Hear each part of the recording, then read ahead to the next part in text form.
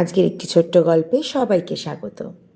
আজ তোমাদের সাথে শেয়ার করব মেঘের রাজ্য মেঘালয়ের কিছু সুন্দর স্মৃতি, যা আমরা ওখানে গিয়ে উপলব্ধি করেছিলাম।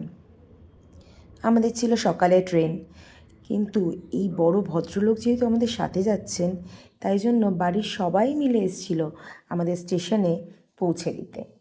যথারীতি আমরা সময় মতো ট্রেনে উঠে পড়লাম। আর এটা সম্ভবত ফারাক্কা ব্রিজের উপর দিয়ে যখন আমরা যাচ্ছিলাম, খুব সুন্দর লাগছিল দেখতে। এবার গিয়ে পৌঁছালাম আমরা গুয়াহাটি স্টেশনে ভোরবেলা। কিন্তু দেখুন, ভদ্রলোক কিন্তু তখনও জাগা, পুরো ট্রেনে ঘুমিয়েছে, কিন্তু ঠিক স্টেশনে নামার আগে উঠে পড়েছে।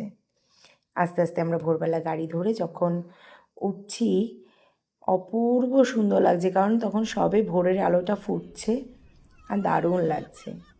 এরপরে আর কোনো ক্লিপ আমি সেভাবে নিতে পারিনি। পরের দিন আমরা গিয়েছিলাম আপার শিলংয়ে ঘুরতে।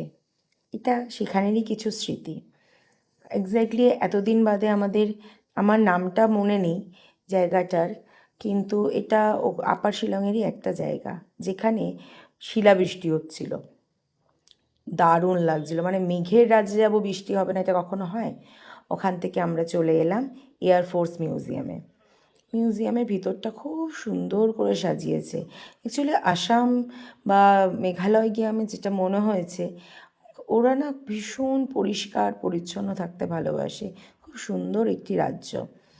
তো সেখানে গিয়ে এই ভিতরটা আমরা খুব ভালো করে দেখছিলাম। তোমরাও দেখো, ভিতরে খুব সুন্দরভাবে সব কিছু গুছিয়ে রাখা আছে।